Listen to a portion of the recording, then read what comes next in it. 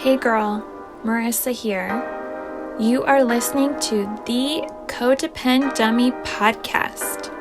As a young woman, you have been raised, reinforced, and rewarded for putting the needs of others above your own. Now, in your 20s, you're finding yourself exhausted, exasperated, and enveloped in shit relationships, especially the one you have with yourself.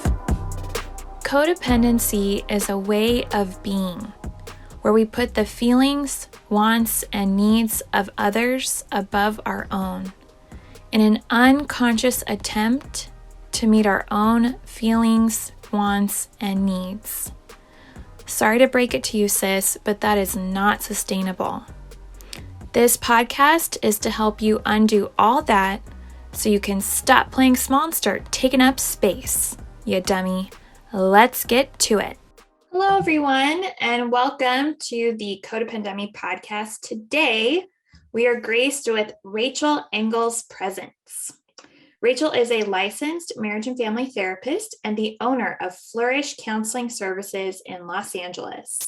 Her passion is to help pastors, leaders, and other therapists be vibrantly emotionally healthy and well-equipped to carry out their callings so they can impact the world without burning out and running themselves ragged. She loves a good discussion on the intersection of faith and mental health and is currently writing her first book on what it does and doesn't mean for Christian leaders and helpers to, quote, suffer well, end quote. Rachel, thank you for coming on. Thanks so much for having me. Yes. So, yeah, we'll start with the first question. So it's no secret. This is the Codependent podcast. How do you conceptualize the term, the concept, the phenomena of codependency? Mm-hmm. There's so many ways to explain it, I feel like, because there's so many characteristics that go into it. But when I boil it down, I really define it for myself as a default posture of being governed by the feelings, needs, and expectations of other people. Right. That touches so many things. Say more about default posture. Yeah. We operate so much in our lives without even thinking about it. We have what we call in the more psychoanalytic leaning world unconscious organizing principles for how we go about and live our life.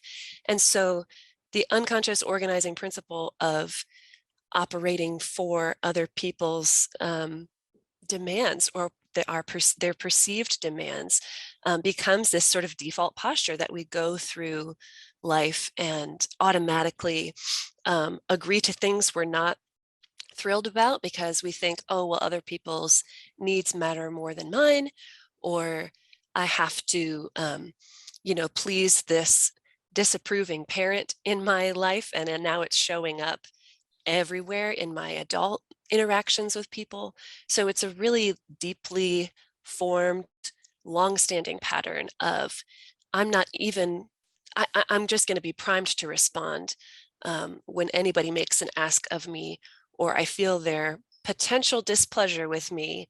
I'm going to work harder and do whatever I can, even if it exhausts me, or just completely ignore myself until I feel like the other person is satisfied. Mm-hmm. And I'm curious if you could paint a metaphorical default posture of a codependent, just for us to visualize what would you picture? Yeah. I often ask my clients to do this. It's sort of like, what physical posture are you taking in that statement? What does that look like?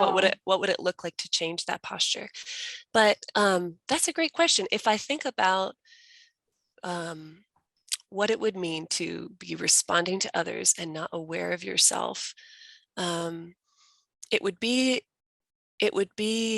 first of all, you're wearing blinders, or you have like you're wearing I'm thinking of a kid in a cardboard box robot costume. Like you've got a box over your body, and when you look down, all you see is blank brown cardboard. There's not an awareness of yourself there. So you're just kind of standing there in this robot cardboard box, Mm, um, primed to uh, spit out the responses or the behaviors that are programmed into you, or that, people make a request and you're gonna um, you're gonna find a way to mechanically deliver it for them.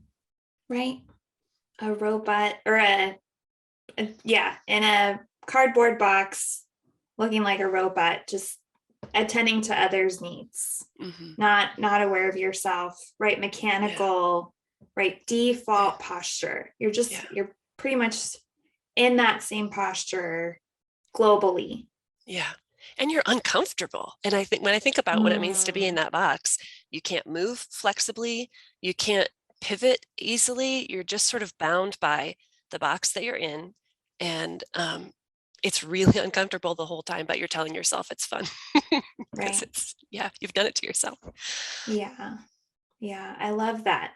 Okay. For everyone to use as an exercise today and this week, what do you picture for your default posture if and when, well, in your codependent relationships, and if and when you are at your most codependent? Like, what is your internal posture? Mm, Yeah, I actually, even the past couple of years, I've been working on my posture consciously, because I just took like this little like mm, this, yeah, I was anxious, so I wore my shoulders like earrings. But also my older sister, all the time, she'd be like, Marissa, stand up straight. And mm, for those who are listening, I'm just hunched over. I was like, what are you talking about? But I think I felt small, I played small, and I walked small. mm, mhm, Yeah, mhm. my default posture. It's interesting how that shows up. And just like they say before an interview, you're supposed to like go in and do those power poses and change your posture because it changes your thinking. It's, I mean, it sounds so silly, but there's also such a way that the posture we inhabit and that we feel ourselves inhabit reflects and perpetuates our behavior. And so, not only what's the posture of codependency, but what's the alternative posture I want to be in? How do I want to stand up Mm, straight? How do I want to take off this robot box? Is so helpful to get our minds going in a different direction. both. Yeah, what is my default posture? What would I like my default posture to be? Excuse me. And curious, do you have any codependent experiences to share Oh, with myself and the listeners? none ever. No, totally unfamiliar. Like, what are you talking about? Mm-hmm. Well, as I said, I mean, all of the ways that we operate are so ingrained, and we have these examples throughout our lifetimes and in our families of origin and with our friends and with our work environments. We show up as we show up in every arena. So I could tell lots of stories, but I think one chapter of my life that really encapsulated that was, as a young adult, I took a campus ministry position as one of my first jobs, and I was so unprepared for how my own stuff was going to get in the way of doing that job, was going to be an enormous burden that I carried on my shoulders about how I thought I had to operate for other people. And it completely burned me out. I mean, it almost destroyed me and my life at that Wow. time. It was, yeah. And only really looking back have I been able to understand what was going on for me at that time. I mean, I think there were a lot of situational factors stacked against me as well, but man, the way that I showed up, I put so much pressure on myself to be everything everybody wanted me to be. Not only my bosses, I was half a resident director for a dorm, and I was Mm-hmm. half a campus minister. So I answered to some people for the residence life part, some people for the ministry part. They sometimes wanted different things and thought my position meant different things. And then I was, a I didn't want to be, but I was sort of the dorm cop for 150 women and a supervisor of a staff of 7 people. And Wow. so, you know, it felt like hundreds of people wanted different things from me. And I was reacting to that, or to the perceived demands that were coming from every direction, rather than feeling solid in who I was and what I was there to give, what I was capable of giving. And so I just did more and more and more and more, trying to keep everybody happy at the same time. And I collapsed. I couldn't do it anymore. Mm, right. So I can imagine what the residential advising looked like.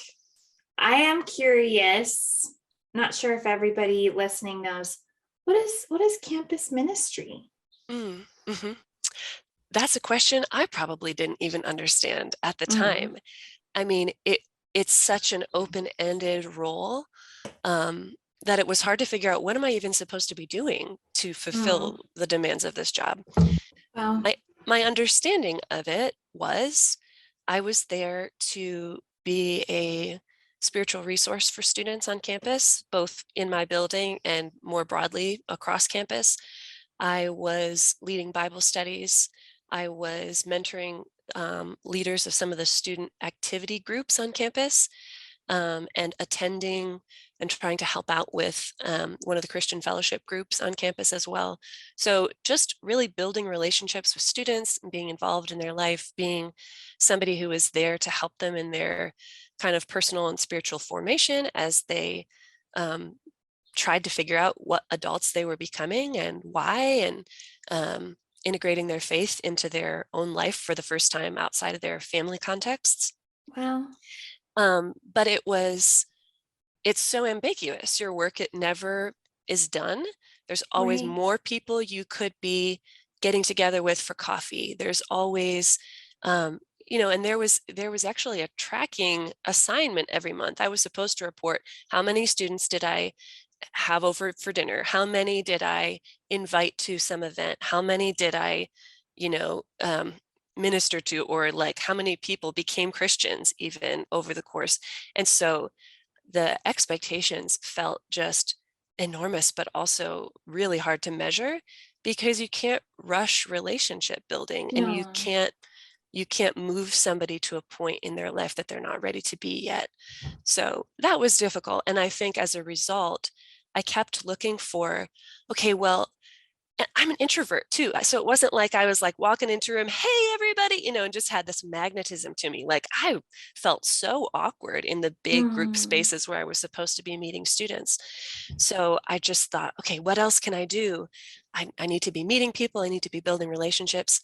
So I joined the pole vault team, because I had done that in high school. I was like, I'll just practice with the track kids and like get to know them. But I was already really overcommitted. So I got sick, like I had bronchitis, and I kept going to practice because this is my well, job. And my colleague was finally like, that's not nice or good. Like, stop, don't, what are you doing? Um, and when spring break came, instead of taking a break for myself, I signed up to go help lead a student trip.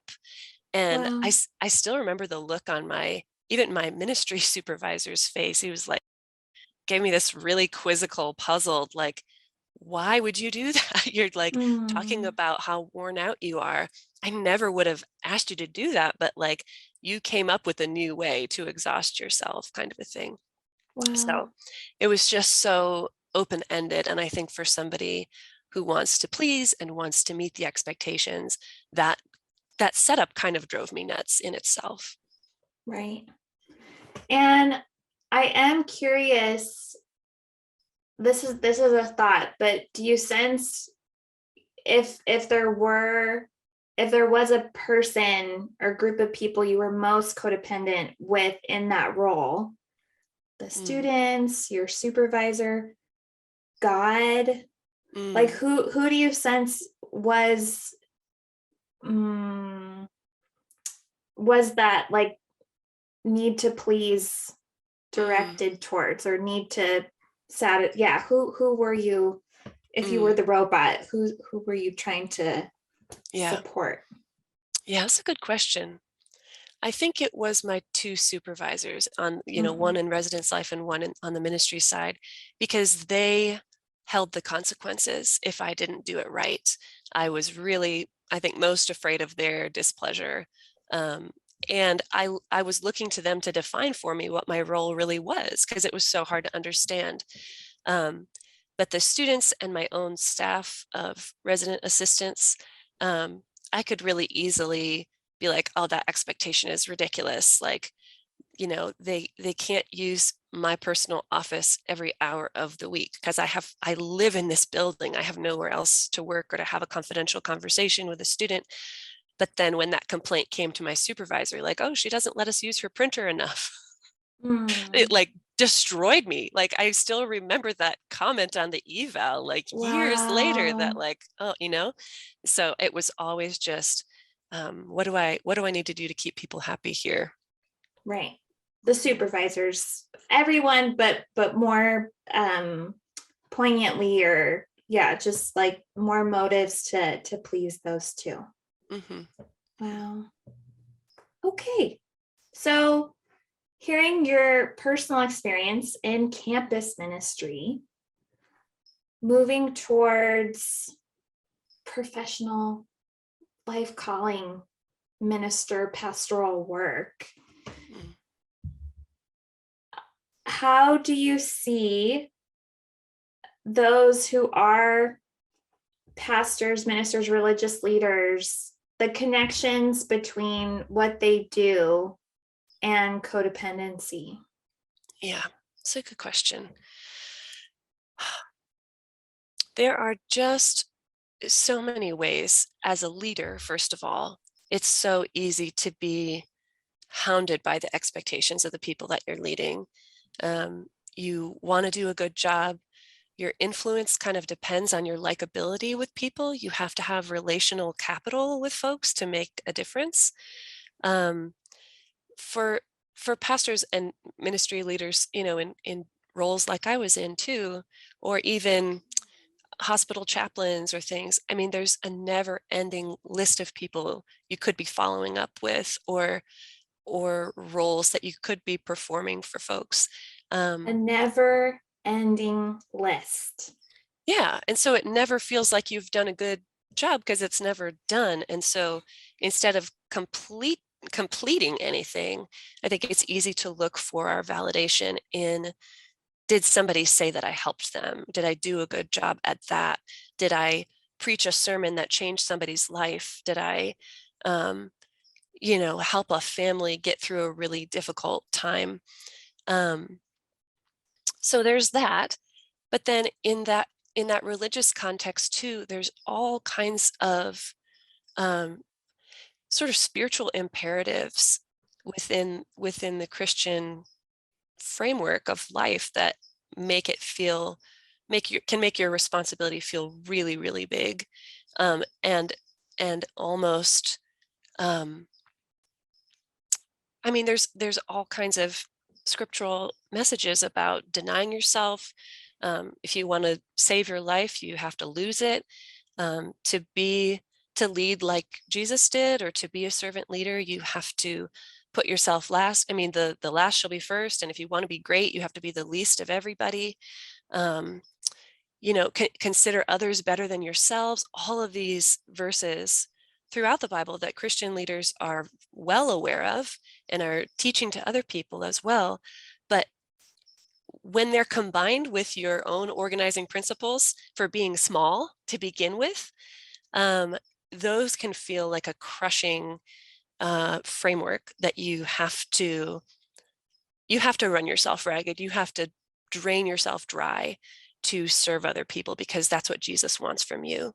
And I've heard more than one Christian leader say, it feels like I'm just like a piece of chalk in God's hand, and he's just grinding me into dust. And then when I'm done, you know, I, you know, I collapse. I don't exist anymore. It like that breaks my heart to hear that, Mm. because I I mean I don't want to question the authority of Scripture. I mean, we have to live our lives by that as Christian leaders, but also, um, if if serving others requires the annihilation of ourselves, and we, in my case, that position and the stress of it and the way it impacted me, almost killed my young marriage at that time, and Well, it led to some severe health problems for me that it took 2 years to recover from. I didn't know if I ever would, and it was really hard to even know what was going on for me health-wise. But it was, I kept wondering, like, when am I going to hit my mental breaking point and just like collapse? And I had to break my mm, contract, actually, because I felt like I was about to fall apart and it was not going to be good. So to lead from that kind of a posture, um, first of all, it's so destructive. What good are we going to be to anybody else at a certain point? It's not going to ensure our longevity for the careers and callings that we have been prepared for. But also, it it comes with collateral damage to others as well. And again, in my situation, there were a lot of factors going on and a lot of situational things. The school, I think, was kind of on the fence. Did they even really want campus ministers around? But we helped raise some of our own support, so hey, we were cheap, like, to employ. And mm, um, but my falling apart helped hasten the falling apart of the whole program at that school for campus ministry. well, After I was done, everybody was done in a very short span of time. And well, I don't think it was just because of me, but I think I I made it more evident that the setup wasn't working because of my own um, inability to navigate that differently. So mm-hmm. so again, it's so easy to slide into those ways of operating, but it's so important to recognize what's going on in ourselves, and how do we answer the call to serve others sacrificially, but also keep a view on ourselves in the process and be listening to our actual capacity.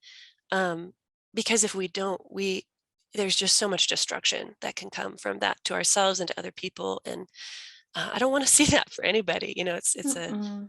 It's unnecessary carnage. Right. You keep saying posture.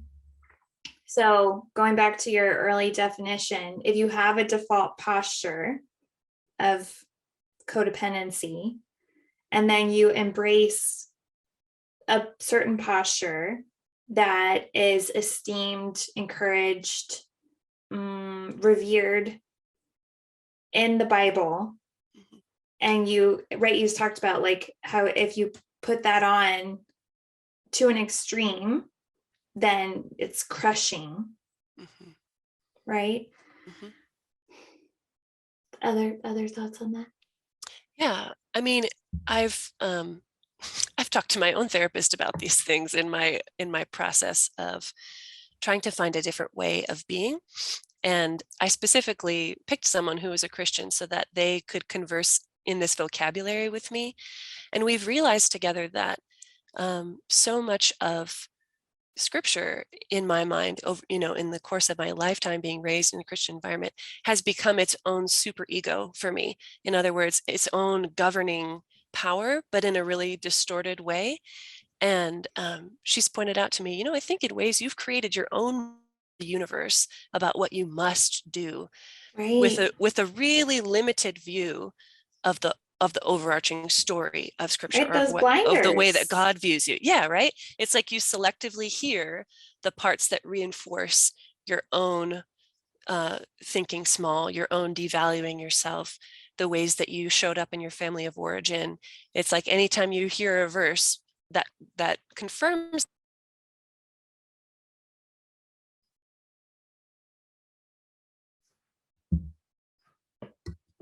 Hold on, Rachel. I lost your sound.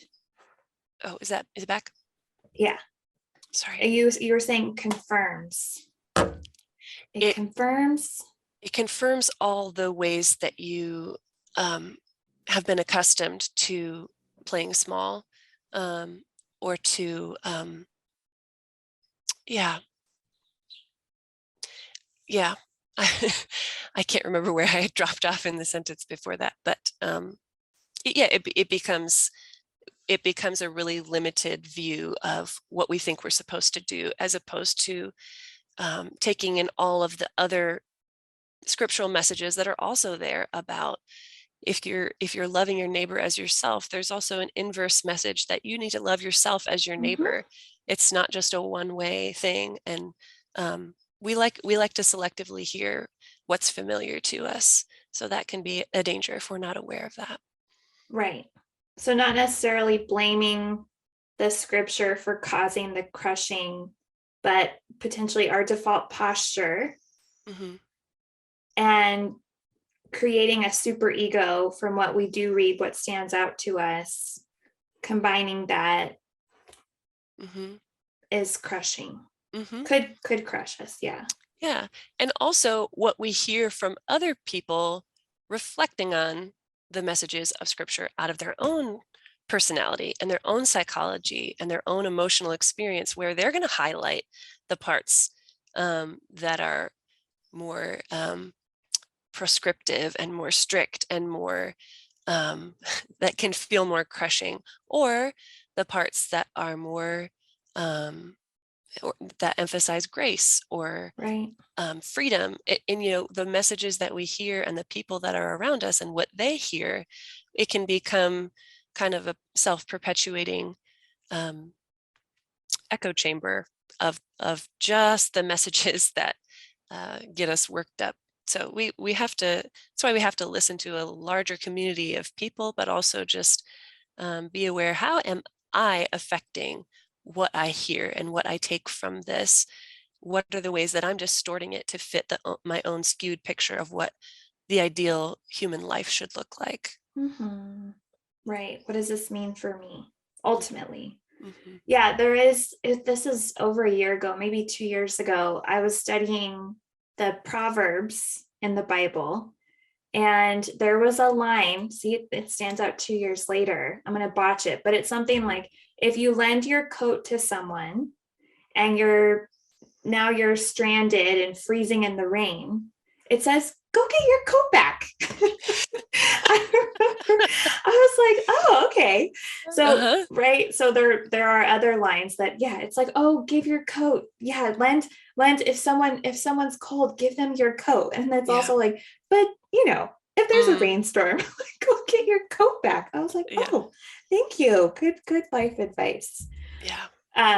But obviously that stood out to me 2 years ago because of where I was at, what that means for me now. And maybe 10 years ago, that would have meant I would have read past that without even, I would have read the part about giving my coat away. I'm like, oh, okay, I just need to give.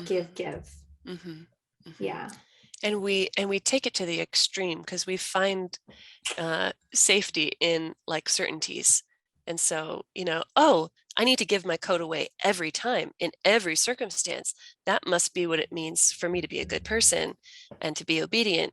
And then there's like, but no, stop. If you're freezing, your arm's going to fall off from hypothermia. Like, go get your coat. Yeah, exactly. We have to be more flexible in our thinking and in our judgment of ourselves. It's not so black and white and absolute all the time. And our distorted ways of thinking like to reinforce really absolute messages about how we must behave. That's what we had to do growing up. We'd get in trouble if we didn't behave that way. Right. And codependents love extremes. Yes.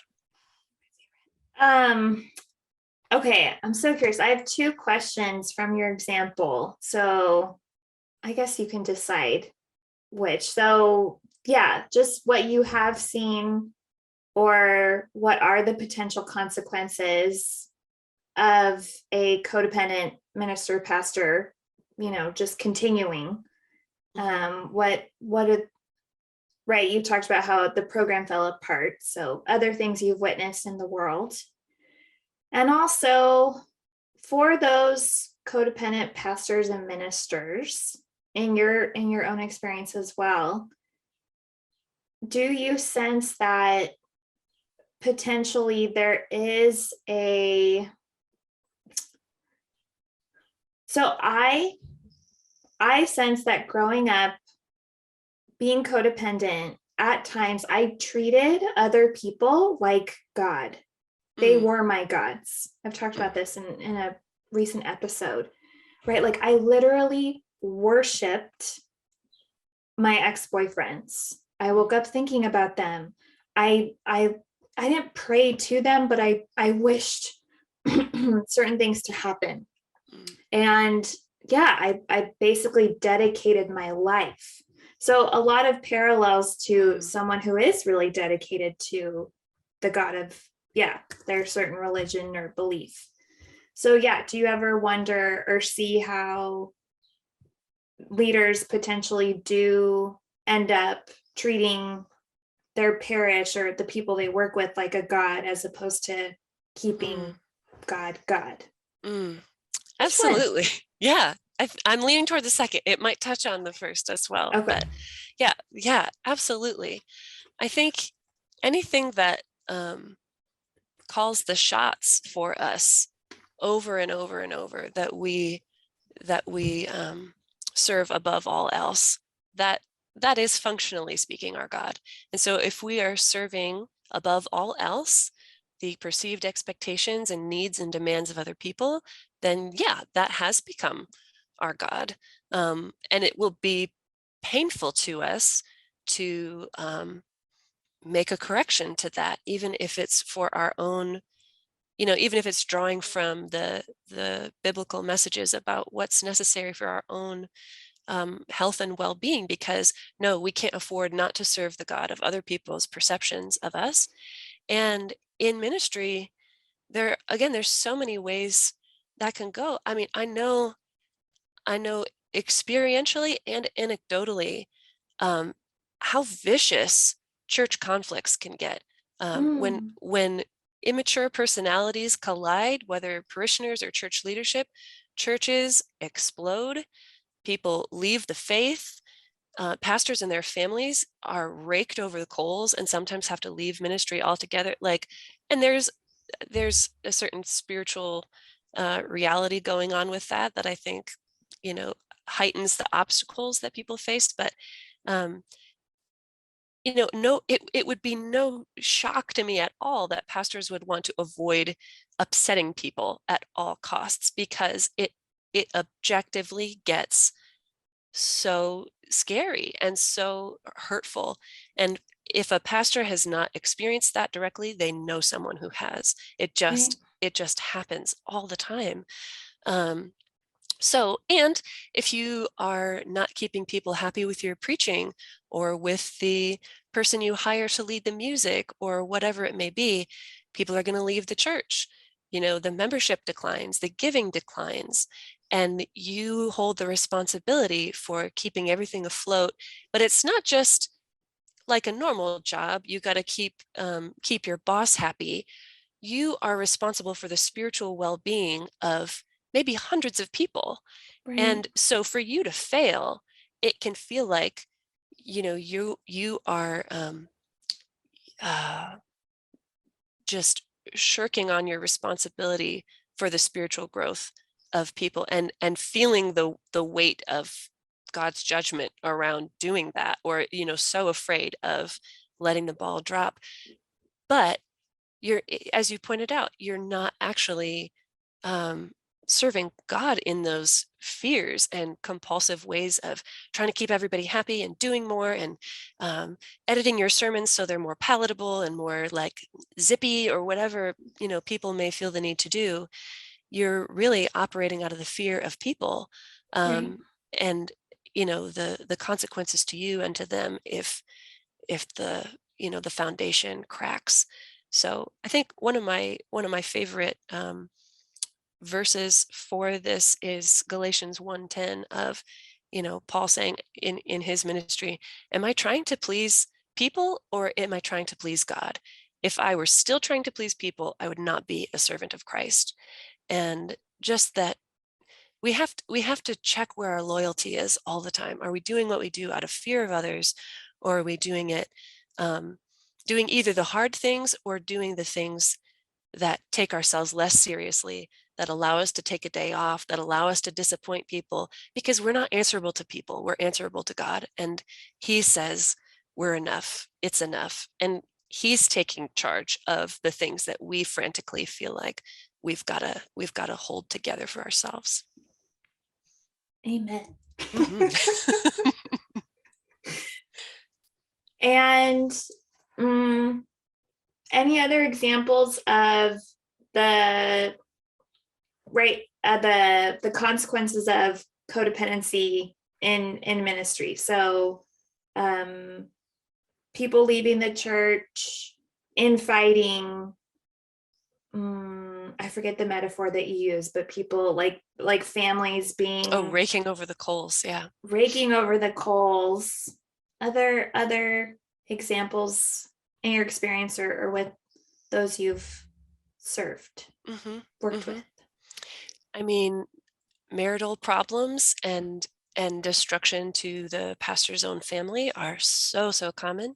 And or even just ongoing resentment that builds, or conflict between spouses because, hey, you like took another pastoral care call when we were supposed to be going to our kids' soccer game. Like, why are you out visiting people at the hospital? Or why are you like staying up late perfecting your sermon when like we had this time carved out together? Or you're not sleeping and it's affecting our whole family. Like, the people in the pastor's immediate life suffer directly as well. So that's a huge thing. And then again, just the personal consequences to the pastor in terms of health and longevity and the ability to keep serving.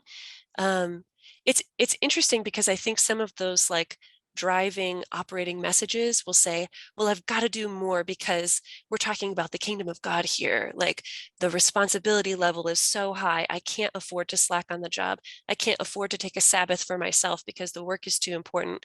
Or people, that must just apply to other people, but I'm the leader and people need me.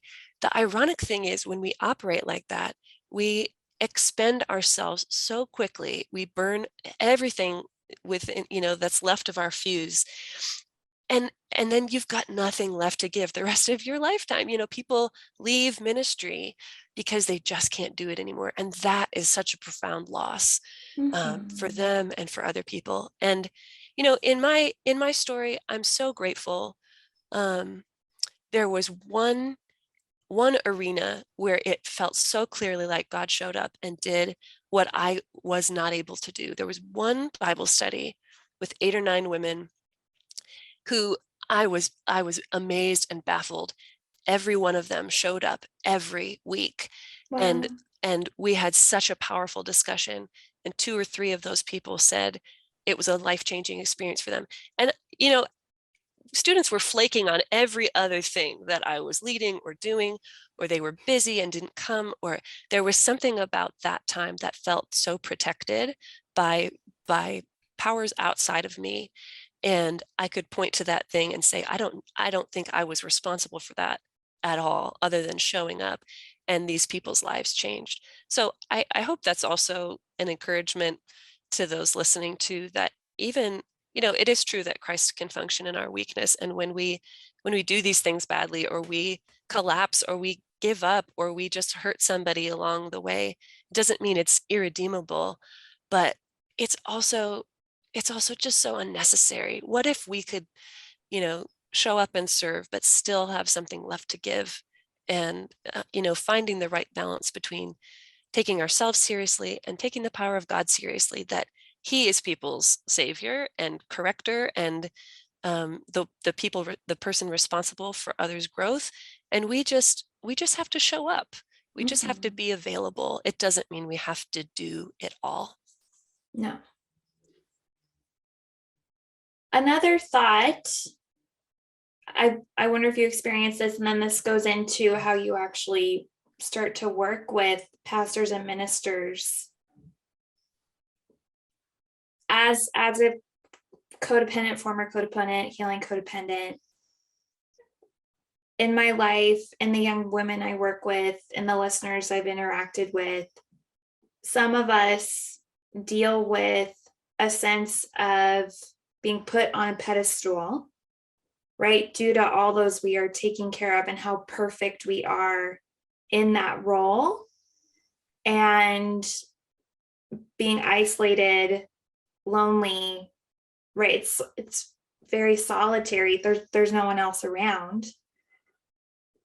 How yeah, how is it for pastors and ministers to admit I'm struggling? They don't have necessarily, I mean, they do, but right, people go to them to say that. People confess Mm-hmm. to them. And we're Mm, like, how does that contribute to their codependency? totally. Yeah, it can be a really isolating experience because, um, first of all, you might be afraid of what people will say to you or ways they will stop trusting you if you admit you're struggling, admit weakness. Um, and there is something really important about finding support outside of your own church body for those reasons. Other pastors, friends from before you were in ministry, new friends, go join some meetup group and learn join a hiking group or something. Like, get people where you can just be a normal person around. But also, I think there's some false um, beliefs at play there about how perfect the pastor needs to be. I think Right. people demand a perfect pastor. They want a perfect pastor who never lets them down. They want somebody they can look to as a moral role model. They want somebody who's available to them at all times. Um, and so many of those are just hugely unreasonable. But I think, again, pastors can fear, if I let down this expectation of perfection, it's going to go badly for me. So I got to keep up the facade that I can handle this and that it's okay. Um, whereas, there's something so powerful about modeling, hey, I'm a human being too, and I'm broken too. And one of the most transformative pastors in my own life was so good at doing that. Like, Mm-hmm. whenever he was preaching, you knew he was also preaching to himself, and fully acknowledging of his own weakness. And people gravitated to that like magnets. It was so refreshing, and it was so good to know, hey, this person's a human being too that's struggling along with us, and we can show grace to each other, and in fact need to show grace to each other. And the way that enabled other people to be real and vulnerable about their own um, places that they needed help, and they needed community, and they needed God to intervene. It was like nothing I've experienced anywhere else. And it was, you could feel it in the air, how much people's lives were being transformed in that setting where it wasn't pretending to be perfect. Um, so I think there's something that's actually a surprising gift we can give people when we admit our limitations and our weakness. And it also, when we try to be perfect and we try to do it all for other people, we think we're helping them, but in so many ways, it's actually a disservice to their own growth. When we try to shoulder things for other people, when we try never to disappoint them, we're not giving them good practice for life. No Right. one, no one else is going to be that perfect around them. And if we can't help them cope with and learn how to lovingly interact with people who let them down sometimes, then we're actually not assisting in their growth, their spiritual or personal formation, because we are modeling that we serve the expectations of others above God. And we don't allow them to sit with their disappointment and learn from that, and learn ways to advocate for themselves or take responsibility for things, or to be able to delegate and have other people step up and serve in the ways that they were meant to serve. You're hampering other people's ministry when we try to do it all perfectly. Mm-hmm. Yeah. Oh my gosh, just a montage of images went through my mind where I sense I've tried to be this perfect therapist at times. And how impactful it's been with my patients. If I have messed up, at least in that relationship, we're able to talk about it. Hmm. Or yeah, to be able to talk to my therapist, like, dude, this is months ago now, but one time I genuinely thought he was multitasking, Mm, which wasn't mm, most important. What was more fascinating was that I feigned I feigned um I feigned like connection with him for more than 30 minutes in our session, and I Mm, couldn't say, dude, you seem distracted. I could mm, like we both looked at that. So mm, thankfully we talked about it. But yeah, just my parents and some of their codependent behaviors towards me and my sisters, I feel like they tried so much to protect us, and mm, which I'm so grateful. And also, where is the reality in messing up and having to deal with it and mhm, being disappointed and feeling disappointed? So mm. there is, it's like it's okay. Like, Yeah, yeah, yeah. life, codependence, at times we really try and prevent life for Mhm, others. mhm, We're like, oh no, it's a fantasy and it's all butterflies and rainbows. Let's mhm. keep the butterflies and rainbows up. It's like, no, sometimes it Doesn't help rains. anybody. Mm-mm. Yeah. Yeah. Okay. So we already talked about some strategies for leaders. So having people outside of their religious community. Yes. Old friends, other leaders in, yeah, different churches, surrounding areas, hobbies Mhm, outside of this role. So a life outside of the career, of the vocation. Other or another. I feel like that's a mhm. big to do. So another tip for pastors and ministers Yeah, combating codependency. yeah, yeah. Well, I do have two. One is on the more physical level, and one is on the more psychological level. And I want to notice that neither of those, I mean, I just want to notice the way that in spiritual communities, so often we put priority on the spiritual or the spiritualized in a way that's really disembodied.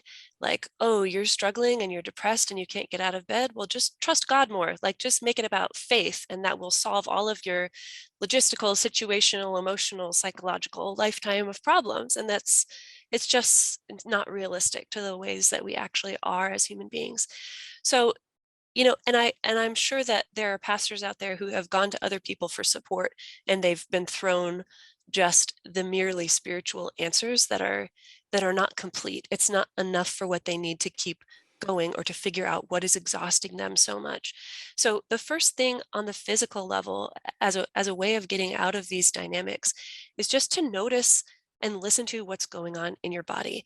If you are noticing that you have headaches all the time, if you have weird unexplained health problems, if you get a stomach ache every time you have to go to a church council meeting, or if you're losing sleep at night, don't just tell yourself to try harder, that you're doing Mm, something wrong. Like, God designed our bodies to be a feedback system that's extremely responsive to our environment.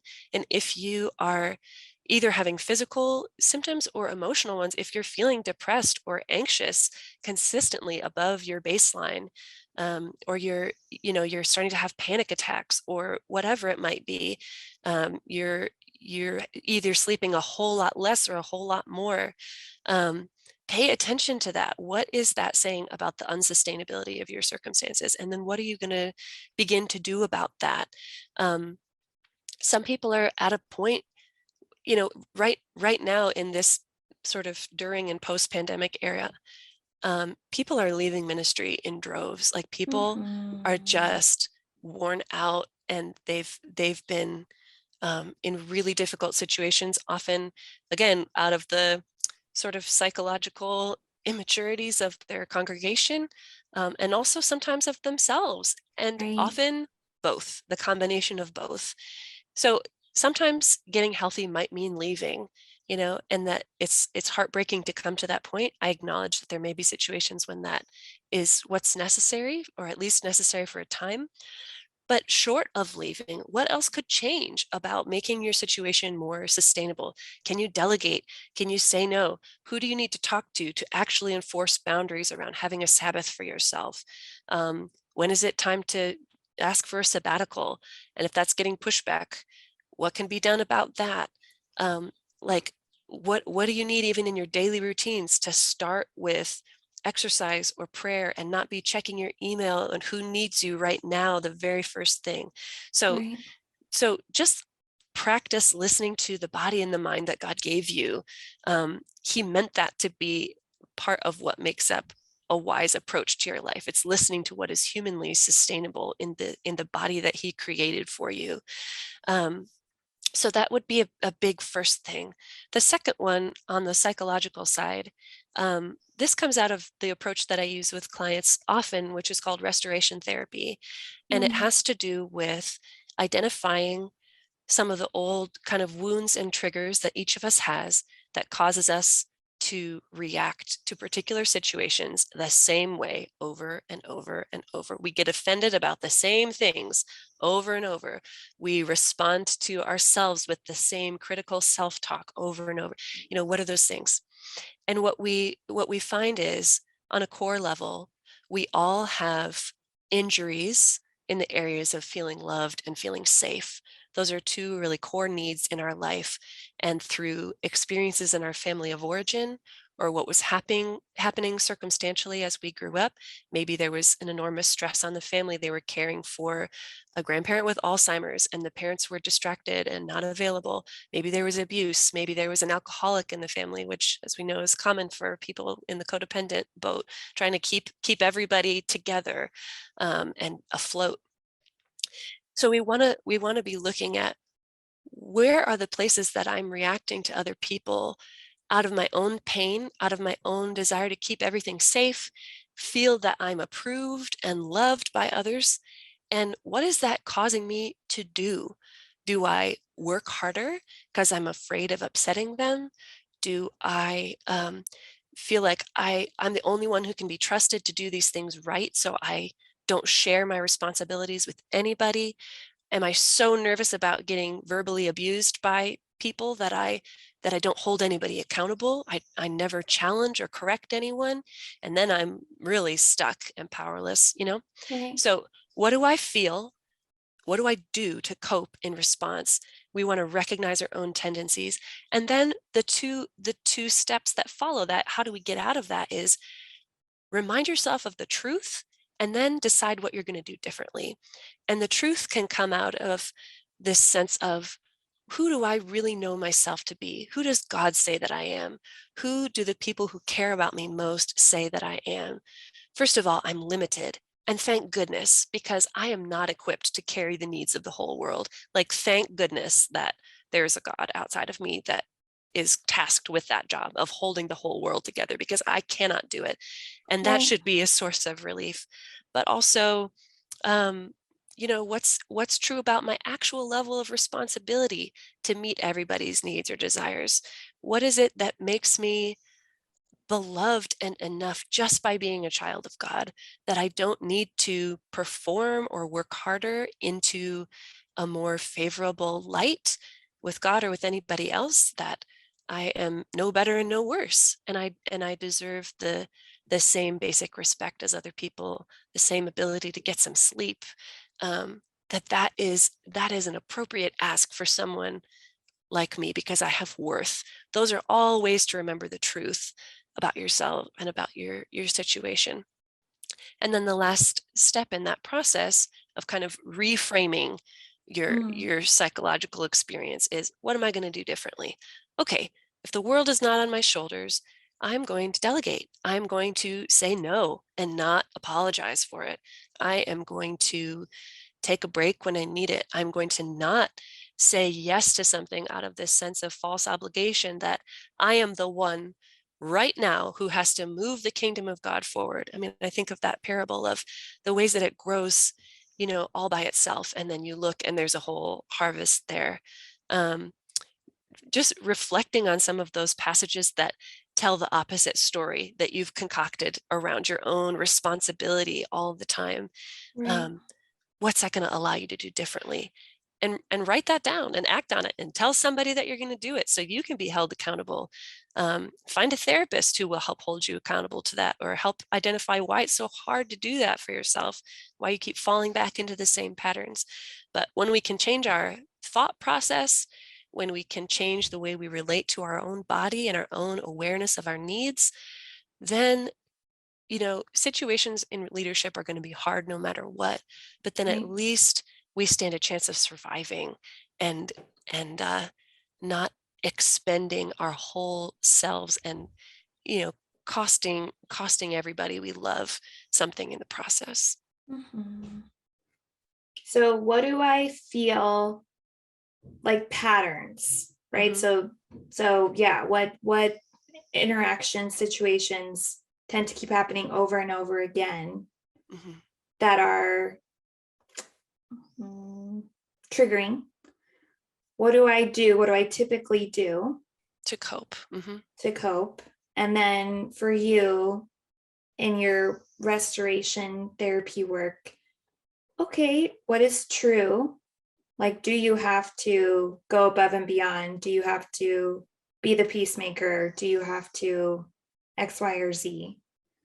And then What am I what going to can do I do? differently? Yeah, What am I what going to can do I do? What am I differently? going to do? What's one small step I can do to change and live in keeping with what I know to be true? Yeah, that's so funny. Yeah, a couple weeks ago, an interaction between two males. I was in a meeting and it got tense. Right? Not everyone, but still, most of the people there didn't seem to be bothered. I was like, right, like must stop. And yeah, my therapist was like, it likely reminded you of something in your past. I'm like, you know what? That guy was my dad, and the other guy was my mom. Like, but it Mm-hmm. took me bringing it. It took us talking through it. It took how I felt. Thankfully, I didn't interject myself or play the referee. Make a triangle, and yet, part of me thought like, oh, like should I? Yeah, I just came up with all these ideas. Like, should I tell someone else? Like, so it never happens. It's like, they're two adult males. Neither of them are. Yeah, it's really between them. There's no HR to report to in the universe to deal with this. And yeah, no, it was very triggering while it wasn't for everybody else. So then that too. So okay, how come this incident for me? And then what do I want to do different? And I think in the future, if that happens, I can step out and go to the bathroom. I can, go out and get some fresh air. I can stay and, say a prayer or just look to the person next to me and try and create conversation. There's a multitude of options besides, addressing the tension. So, Mm-hmm. yeah, Not having to take it on yourself, what's not yours. right. And then too, I mean, we're just going to have you back on because while you were sharing, I couldn't help but have some flashbacks to old relationships, friendships, even being a therapist, where I sensed I was almost treated like a god, right? Mm-hmm.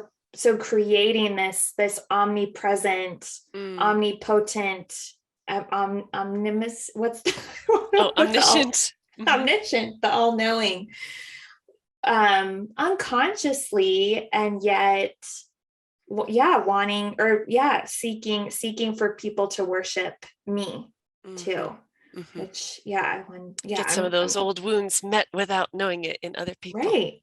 And Totally. I'm sure, I mean, with the especially the headlines and the controversies with those higher up in the church, it's like, I think on some level some of those individuals were taking on a role like that. So Mm-hmm. we'll have to have you back, Rachel. So much more to discuss. Yes. Yes. So till then, what do you have to share? What resource with our listeners, and how can they attain that? Yes. Well, I have a workbook for you called Let Your Yes Be Yes. And the subtitle is Letting Go of People Pleasing Before It Destroys You and Your Ministry. So you can hear even in there, we've got a biblical phrase that's going to be a corrective to a lot of the ones you might be filtering in and listening to at the expense of all others. But it'll be a workbook to do some reading and journaling and even some exercises on how to reframe your own understanding of yourself and your role so that you can come at it in a way that sustains you and your ministry and doesn't take you too seriously and doesn't put too much of your worth in your ability to serve other people or your performance in ministry. So we'll do the link to that in the show notes, I believe. Yes. And beyond that, to reach out or contact me in any way, you can just head to my website, which is rachelengels.com. And that's Engels is spelled Engels. Thank you. Yes, we'll put links to that. And thank you. Thank you for coming on. Thank you so much. Okay, bye everybody. Hey girl, it's Marissa again. I'm not like a regular podcaster, I'm a cool podcaster, right? Thank you for listening and staying till the end. You can find me on Instagram at Therapy with Marissa. Email me, marissa@codependummy.com. Check out codependummy.com for more information on the show. And baby girl, a subscribe, rating, and review would be much appreciated. Till next time, I want you to remember, if you are feeling unseen, I see you.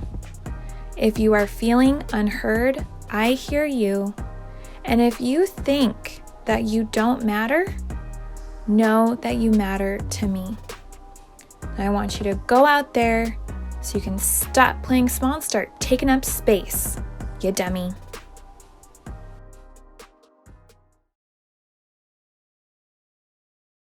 And now, the disclaimer. Girl, this is not therapy and I am not your therapist. This podcast is designed to provide accurate and authoritative information in regards to the subject matter covered. It is given with the understanding that neither the host, publisher, or guests are rendering any legal, clinical, or other professional service.